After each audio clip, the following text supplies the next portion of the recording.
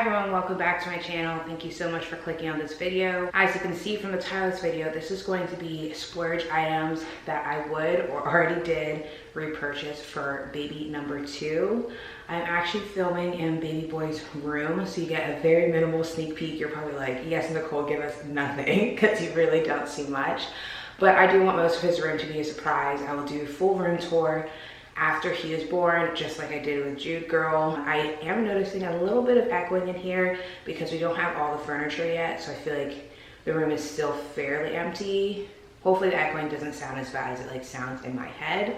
But yeah, I thought this would be a nice video to film because there are just so many baby gadgets and just things out there nowadays, and a lot of them are quite pricey. And for me, I mean, even the ones that are like $50, that still adds up if you get every single product that you come across or every single product that people will recommend. These are all things that we either did not have to actually repurchase because we still have it with Jude, but if I had to repurchase it, I would. Or these are things that, yeah, we did repurchase. A lot of them we actually didn't buy because I put them on a registry, so we are very grateful for our friends and family that got them. But just gonna run through the list. I think I have 7 things. And then I wanted to share like a few things that we never bought that I don't regret not buying. So maybe that would help you as well. The first thing that we actually bought for ourselves was the Uppa baby stroller Vista 2. I might be like rearranging the words of it, but I think if you say the Uppa baby stroller, most people know what you're talking about. This is the most expensive thing on my list, and it's probably the most expensive baby product we have by far. It is a $1,000 stroller, so it is quite pricey, but I would 100% buy it again. First of all, it is so smooth. I'm gonna pop in a picture of it because I'm not gonna bring the whole stroller upstairs. But first of all, it is just so smooth. I remember my mom still thinks it's ridiculous that we got it, but she was pushing it. She's like, you know what, it is very smooth, but a not smooth stroller would have been fine too. I think it's worth it with Jude, and I hope to do the same thing with baby boy. I was going on probably 3 walks with her daily from when she was born up until it got like too cold around February, and that was really good for me mentally, good for her to get just the fresh air. Sometimes I would push her, like she would have a shorter nap that was 30 to 45 minutes. I would just go and walk with her during that nap. It came really in handy. It also comes with a bassinet attachment and then like an actual stroller seat attachment. We used the bassinet attachment probably up until she was around 6 months. That depends on how long your baby is, because at a certain point they just won't fit in it. But the bassinet you could actually also travel with and have your baby sleep in that. And then now we just use still the seat attachment. Especially I would recommend the stroller if you are planning on having 2 babies close to age, because we knew that we wanted to, if we were to have a second baby, have them within, like, I would say absolute minimum at the time. You can go to like my finding out I'm pregnant video and hear my thoughts, but before Jude came, our plan was to have our second baby within like 18 months to 24 months of having Jude. And so we knew that we'd either have 2 under 2 for a bit, or like 2 babies within 2 years apart. So that's another reason I wanted the Uppa baby stroller, because I knew, and I'll show these because I have them. My mom actually gifted these for us for our baby sprinkle, like a low-key shower for baby boy. These are the attachments to make the Uppa baby stroller. Why did I click this to try and focus? Like, this is my phone. To make the Uppa baby stroller compatible for 2 babies. So they have the lower adapter and the upper adapter. Both of these I think are around $25 to $30, so these aren't that expensive. They just don't come with the original stroller, so you do have to buy them separately. And as you can see what I was talking about. So the stroller comes with this seat and this bassinet. And then if you want, once both of your babies are bigger, I'm not sure if we'll end up doing this because by the time baby boy is in this seat, Jude might not even be interested in strollers anymore, but you can buy what's called like the rumble seat, and it's basically just like a mini seat of the one that comes with it. And I think that one's around like 100 to 200, kind of pricey still. But again, once you already have the stroller, I feel like you want to use it to its full potential. I would 110% recommend this stroller to anyone. Again, it is a big purchase, but also keep in mind, these strollers are in high demand. So 1, you could get one used, and then 2, if you do buy one, you could sell it and probably get I'd say like at least a third to a half of your money back. We do plan on, if I don't have any friends that have little babies by the time we're done with it and like are interested in the stroller, we do plan on selling it, and we'll see how much money we get back. The next thing that is not as expensive as the uppa baby stroller, but still kind of pricey, I think it's like $90 to $100, is the Hatch sound machine. So this is another item, hopefully that's focusing. This is another item that my mom got off of, I put this on our registry for a baby boy. My mom got this for us, and this is actually a little bit different than the one we have for Jude. And because Jude still uses hers, she's still a little baby, she still uses her sound machine, we did need a second one, so actually repurchased. The Hatch sound machine is just very nice. It is probably like a more bougie sound machine, but what I love about it is that it is also like a little bit of a night light. So I remember when Jude was really little and like wasn't bothered by lights, we would actually sleep with her in our room with like the light on like a dim orange color, so that when we had to get up with her, like we could still see. And even when we brighten it a little bit, she was still fine sleeping. And then obviously now she's been using it. She will be 19 months in a few days, and she's been using it every day since she was born. We had the same sound. We never did like cry it out sleep training that way, but we did do sleep training in other ways, and having that same sound over and over again just cued to her that like it was time to sleep. Absolutely, this was one of the first things that I put on a registry for baby boy. It is absolutely worth it. I would recommend putting it on your registry. I don't think it's like, so we didn't put the uppa baby stroller on a registry because that just seems like pushing it to try and ask someone for that. But I feel like something that's like $90 to $100, if you can put a few items like that on your registry, and no one's gonna be like, what is that person doing? I have a smoothie. The next item that if we didn't, the next item that if we didn't have still, I would repurchase is the Snuggle organic. It is in this plastic thing because once we were done using it with Jude, we put it back into storage, and we said we will use it again for our next baby. So the Snuggle is similar to, they had like the Dock Tot, and I want to say there's one other, but I can't remember. But we love the Snuggle. I will insert some photos, but it was just so nice that like, so we would either hold Jude or someone else would hold you, but even if we were just like hanging out in the living room or hanging out like in our bed, but we didn't want to just like put her by herself, it was nice to place her in the middle of this and know like she's a little protected. Keep in mind, these are not for like your baby sleeping in overnight or anything. I have seen a few people use those in videos, and I would recommend against it. The company has said like, not for sleeping, not for your baby sleeping alone, like made all these, all these warnings. So I would not do that. We did use it, so like if Jude fell asleep in it, one of us was always awake, so she was never just sleeping in it by herself. The one downside is that Jude did outgrow it pretty quickly, but also Jude was a very tall baby. She's still very tall now. She was born just under 22 inches, and I actually have all her like, what is this? Okay, I have all her stats in our like baby tracking thing. So let's see, by 2 months, I can hear her downstairs. Yeah, by 2 months she was already 25 inches, so over 2 feet.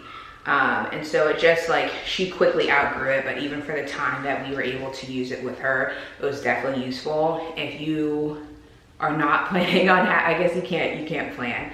I would say regardless, if you don't know how tall your baby's gonna be when they're born, but even though we only use this for probably like 2-3 months maximum, I would have still repurchased it. Like if something had happened to this, I would have bought it again. The next thing that I will, pop a picture of, because I didn't want to grab it from Jude's room, is the Keekaroo changing pad.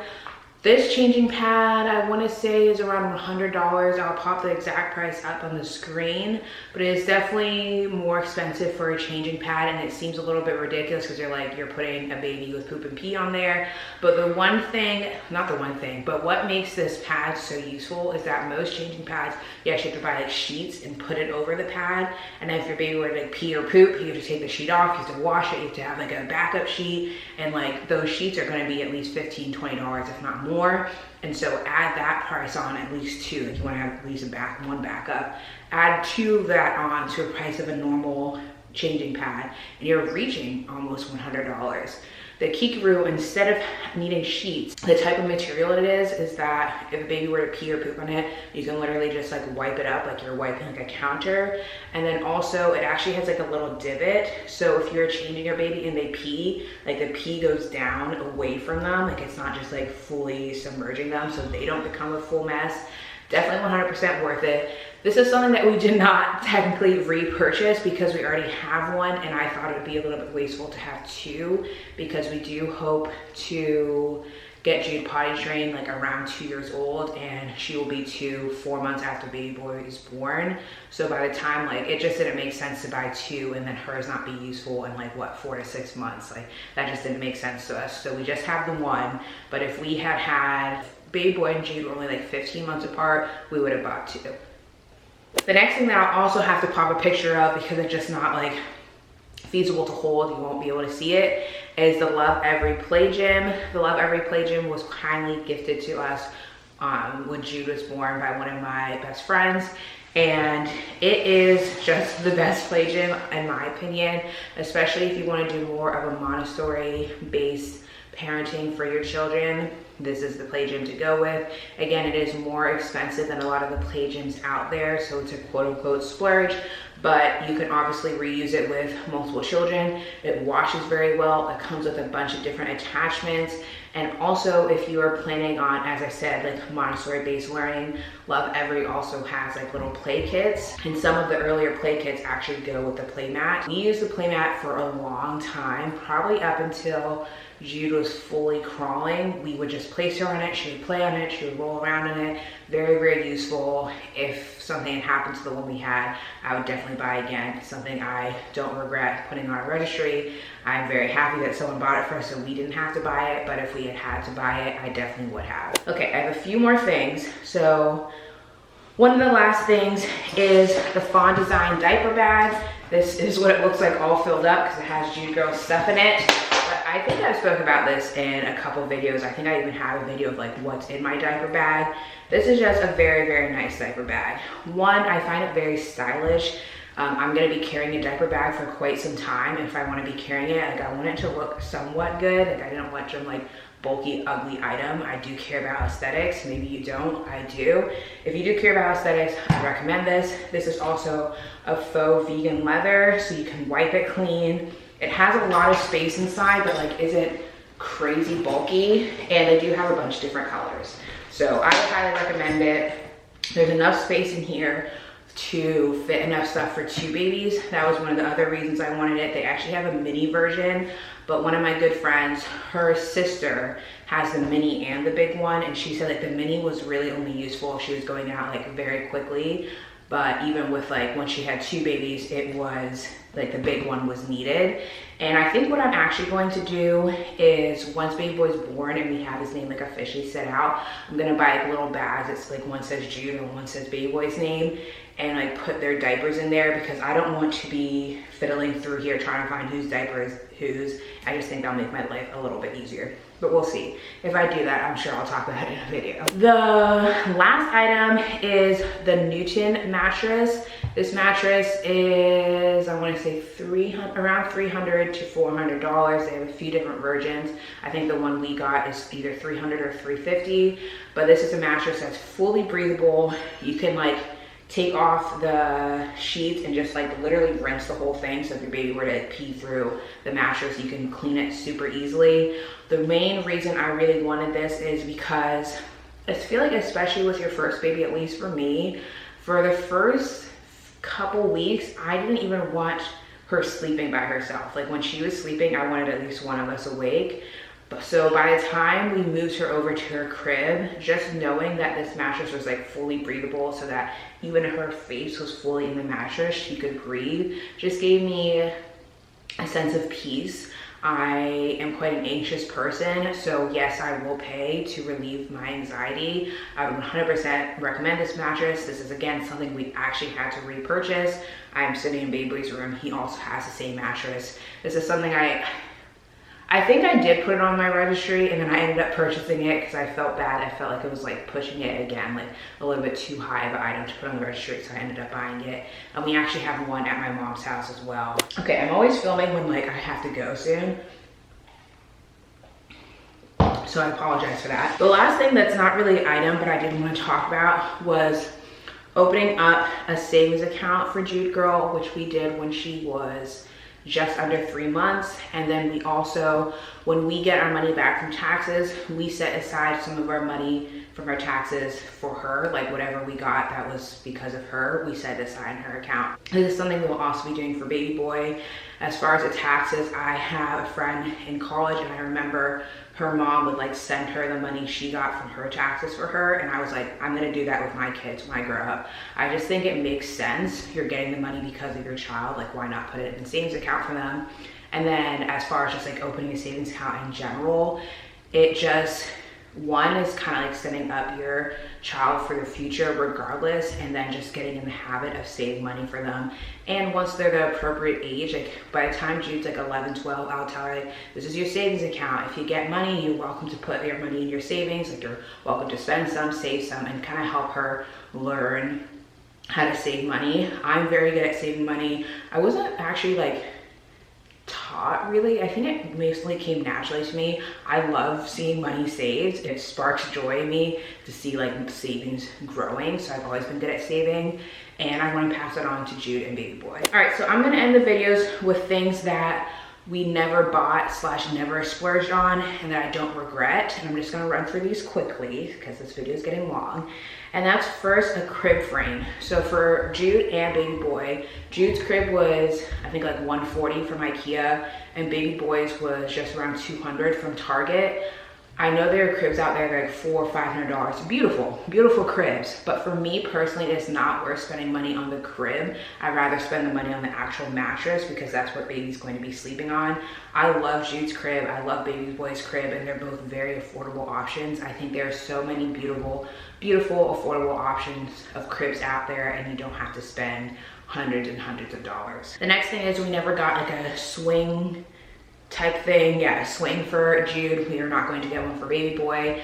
This is something that I just have heard a bunch of babies end up not liking swings. I also didn't want to get in the habit of just putting baby in the swing when they're fussy. And also because I knew I wanted to do more like the Montessori-based learning, unless we were holding Jude or she was sleeping next to us in the snuggle me, I actually would just put her on the floor. That's very good for baby's development. It also teaches them to like play by themselves, entertain themselves. And so just not having to swing with that temptation of putting baby in there and letting the swing rock baby to sleep just made it easier to do that and like stick to what I wanted to actually do. And Corey just texted me 1 second. 2 minutes. The last two things that we didn't splurge on or never bought, a rocking chair. We never got a rocking chair. My mom was just something that she's like, you're gonna want a rocking chair. We never got one, and I don't regret it. Instead, we opted to get a day bed in Jude's room, and we're going to do the same thing for baby boy. We're gonna do like a day bed or a futon, and that just came in handy so much more. There's so many nights that I would just like sleep on the day bed if Jude was super fussy. Like I'd sleep next to her. I still sit on it if I'm with her in her room playing on it. There's so many days like I fed her and just sat there. I also, again, like the swing, I know a lot of babies don't end up like rocking, and I feel like if you don't get them used to that, maybe they won't. Like Corey would rock Jude in his arms, and I still think also that was like, even though it was tiring for him, I still think it was also bonding.